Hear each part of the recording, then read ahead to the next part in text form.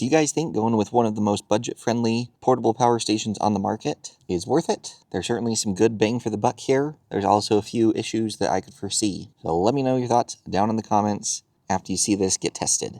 This is the VTOMAN Jump 1800. It comes with some impressive specs and features for the price. Spoiler alert, one of my favorites is there's live voltage present on the external battery plug. You know what that means. Let's get this VTOMAN Jump 1800 unboxed. Oh yeah, gotta always love the stickers. And I love to see this kind of thing. I love keeping all the cords and everything intact together for the power station. So you got some documentation here. We've got the 12 volt car charger here, USB type A to type C cable, USB-C to C cable. I've got the standard AC power cord. We've got a charging brick.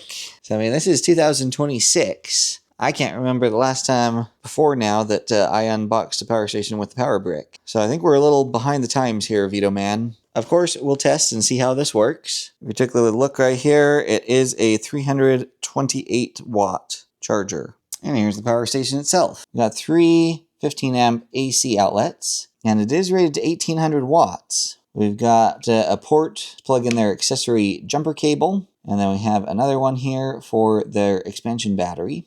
Both of those accessories I do not have. We've got USB Type-C ports, however it does not say a rating for them, so I'll have to look in the manual. Here are two inputs, 12 to 60 volt inputs. DC output right here, rated up to 10 amps. And it looks like we've got some dinosaur style Type A ports here on the top, and a singular quick charge USB Type A port on the bottom. Personally, I'd like to see that reversed. Get more quick charge ports and fewer of the really old, slow ports. Let's just try turning something on, see if it lights up. Yes, it does. It's shipped with an 80% state of charge. This is a really nice handle that makes it super convenient and nice to grab. We just have ventilation on this side here. And once again, just some ventilation on this side. On the back here, it does look like we have a light. Nice dim on feature. That's quite nice. Goes up to high, no, medium, so low, medium, high, strobe, yikes, and SOS. Let's just see if I'm on low. If I press and hold this button, will it turn off without going through all the strobe mode? Does not look like it. So you have to cycle through all the modes to get to turn off. Not the end of the world if you go fast, but I do like the ones that have the feature where you can push and hold and everything shuts off. So we do have a battery capacity of 1,548 watt hours. Thankfully, lithium iron phosphate battery chemistry. And if you take a look right here, it does say that the USB-C output is 100 watts per port. And any other specs you want to see on this sticker here, feel free to pause and take a look. So yeah, in the manual here, it says these two inputs right here are rated for 400 watts max combined. Now if we go to this next page, if you look here at the wall charging time, it says it's estimated for 4 hours. But we'll see what their claims to stand up to in the recharge time test coming up here. I've got this power station charging. This is charging just over 300 watts. But I'm going to go ahead and enable the AC inverter. You can see that in the bottom right spot on the screen. And just so you know, it does have only a 110 volt inverter output, not 120. So I got this VTOMAN power station charging for the first time here, and I was just working on some other stuff out here, and the fans turned on, and boy did they start with some gusto. It's definitely going to be keeping the unit cool, that's for sure. Let me let you hear these. So that's just charging from AC wall power at just over 300 watts. Now, there's something unique about this VTOMAN power station that no other power station has that's at least as simple as this, and this is that extra battery terminal right here. I'm curious to see if it has live voltage on it, because you know me, I love to hack power stations, so this could be a big deal for this particular power station. Check that out, 26.42 volts. So this extra battery port does have live voltage when this unit is on, and it's using a 24 volt internal battery. So that means you could actually hook up an external 24 volt lithium iron phosphate battery that's a third-party battery and massively expand this power station. I've done this multiple times with other portable power stations with great success, and you should check out some of those videos in depth. I do have 12 volt batteries, but they are all wired up in series as part of my tower of power over here, and I don't want to tear those apart to hook this up where we can see that we already have sufficient voltage and that it would work. So go check out my power station hacks videos. I'll leave a link for them down in the description, and you can see more information about how you could potentially utilize this very nice port to give you just massive amounts of battery capacity on this. I think that's actually very compelling for this, especially when you consider that you can hook up external MPPT solar charge controllers to your external battery bank, or even external high-speed chargers that plug into the AC wall power. That could really circumvent some of the downfalls of this in terms of its, recharging capability and its recharging speed. Okay, so I've been charging this here. You can see that I'm plugged in up there. And you can see we've stopped inputting any power in. We're at 100% state of charge. So go ahead and unplug this, and we're going to do a AC battery capacity test. Okay, got this watt meter hooked up. We're going to go ahead and turn the AC inverter on. Then we're going to go ahead and go to kilowatts. And then I've just got a battery charger right here. We'll just dump some power into a battery. I'll plug that in. Actually, according to this, we're only pulling 800 something watts. About 900 from the kilowatt meter. So anyway, that should be good for this test. I'll put you guys on time lapse quick.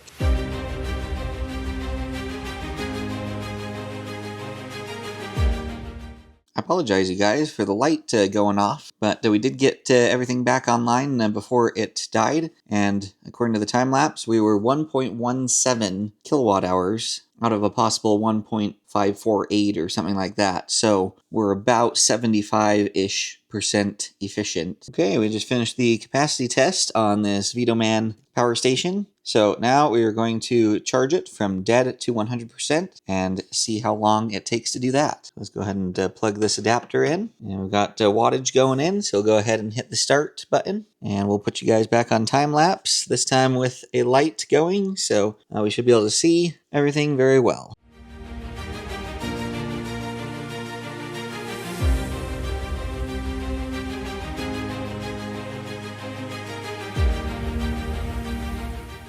Okay, so I was most definitely not here when this finished charging. I had to go sleep. But anyway, based on the time lapse, you saw that it took about 4 hours and 44-ish minutes to charge from dead to full, which is longer than their claims in the manual, at least with my testing here. Okay, I have fully recharged this. Not sure why it doesn't say 100%, but you can see we have 0 watts going in. We have a green light on the charging brick. So I'm going to go ahead and disconnect it here. And what we're going to do now is a parasitic drain test. I'm going to go ahead and turn the inverter on. We're starting at the 99% capacity range. Oh, there it just went up to 100. So we're starting at a 100% capacity range. You can see there it's saying 3 watts being consumed. It is 11:34 p.m. We're going to let this run for 12 hours and we'll see how much power the inverter has consumed just staying on for that period of time. 11:34 a.m. the next day. And unfortunately, this did not do what it was supposed to. You can see that it's still on 99% capacity, and the reason we can find here in the manual, this has an auto shut-off feature. I'm not entirely sure exactly what this means, because it says after 6 hours, the battery starts to detect load current and lasts for 2 hours. That kind of doesn't make sense. And then it says if no load is detected within 2 hours, the battery will automatically shut down. So I don't know if it takes 6 hours and then 2 more hours after that, or if it's only a 2-hour window. Anyway, point is if the power station does not detect any power getting drawn from it, it will shut down, which is good from the standpoint of preservation of the battery. Could be bad in certain situations, for example, trying to power a fridge. Sometimes the fridge will stay off for multiple hours before it cycles back on again. And when the fridge is off, most of the time it's not pulling any power at all. And so you could have an issue where this will actually shut down while you're trying to power your fridge, and defeats the whole purpose of powering your fridge because your power station is turning off in the middle of it running your fridge. Now, usually a fridge will cycle on, every couple of hours, but if it's cool inside your house and you're not opening and closing the fridge a lot, it can go for quite some time before cycling on. So anyway, just something to keep in mind with this. However, good news is parasitic drain will be minimal because it's not going to keep itself on for extended periods of time. Welcome to the heavy load testing segment for this VTOMAN power station. According to the specs, this can produce up to 1800 watts continuously. So we're going to test that out. I've got this meter here to keep tabs on the voltage. Right now with no load, we've got 110 volts. And then I've got two heavy loads here. This will easily put us over 1800 watts. This heater is around 1400 once it's up to temperature. And then what we're going to do is slowly dial up the heat gun and make sure we can hit something really close to 1800 watts. So we'll go ahead and start with the heater. I've turned it up to high. Voltage has actually increased with that load. And you can see we're registering about 1200-ish watts. Let's go ahead and add some heat gun now. There's 1700, 1800, 1900. We're slightly over as this heat gun's warming up. Now we've dropped back down to the 1500 range. I'm going to go ahead and bump up the temperature here, see if we can kind of watch this as I go. There's 1800 for a minute. Bump the temperature up a little bit. Voltage is sagged a little bit, 107. There's 1900, 1800. So it's doing something weird with the voltage. 111, 106, 110. Fluctuating a little bit. Let's bump the temperature up on the heat gun a little more here. 1800, 103. Very interesting. 94 volts, 96. 105, 110, 106. Let's turn the heat up a little more on the heat gun. Watch that voltage. 96, 99, 95, 89, 84, 76, 74. Wow. 78. Eesh. Down in the low 90s. Alright, I think we've officially found the limit to this power station. So as you saw, when we start to exceed the capacity of this inverter, instead of just shutting off, it actually starts manipulating the voltage and reducing the voltage pretty substantially to any of the loads plugged in. That's not a big deal at all for, resistive loads like this. They'll kind of take whatever. But sensitive electronics, you do have to be very careful with, voltage. So tell me down in the comments if you agree. I personally would rather have a power station just shut off when it gets overloaded as opposed to manipulating the voltage down so that it continues to run but at a reduced voltage. Runs everything great up until it starts knocking on the door of its 1800 watt limit, and then that's when you start to notice the voltage getting dropped down. Alright, we are going to do heavy surge testing on this VTOMAN portable power station. Supposedly it can surge up to like 3000 watts or something. So I've got this air compressor here. I've already kind of charged it up with some air, so it's going to be starting under pressure, okay? So first thing to test is to see if this power station can just start this up without any other load on there. I've got an extra load here, but it's currently turned off. So let's see if this can start. 3, 2, 1. So this power station can start a heavy surge load like this, no problem, under no load. Let's go ahead and apply some heat here. We'll start in low heat, and the frame rate of the camera out here in the sun is the worst, but the heater's got about an 800 watt load on this. So let's go ahead and hit the air compressor, see if it starts. Yep, no problem. So now let's up the heat to high. And again, the frame rate of the camera is messing it up, but we're around 14-ish 100 watts. 13, high 1300 watt range. Let's see if this starts. 3, 2, 1. Yeah. So it did start it, but I don't know if you could hear it. It was struggling to run because the voltage got lowered because it exceeded the inverter output capacity. So that kind of goes back to what we discovered in the heavy load testing is instead of this inverter just shutting off, it'll just lower its voltage and continue to run. So yes, it has a great surge and it can start this air compressor, but just exercise caution once again because this is going to lower voltage on you. I personally think that recharging this power station using a power brick like this is pretty antiquated technology. I was hopeful we kind of had left power bricks in the rearview mirror years ago. But here we are, 2026, still testing power stations with a power brick. However, let me tell you a little bit of a pro in disguise that you do get with a power station like this that uses a power brick. And that perk is right here. Notice its input range is 100 volts up to 240 volts, 50 or 60 hertz, 5 amps. So if you have a gas generator that produces dirty power, not a clean sine wave, its voltage fluctuates considerably and stuff. The nice thing about a power brick like this is it will actually take that dirty AC power and clean it up and just inject clean, nice DC power. And then so long as you stay below the max rating of this inverter here, you'll get a pure sine wave output at consistent voltage. Again, you can't get too close to that 1800 watt mark, as we've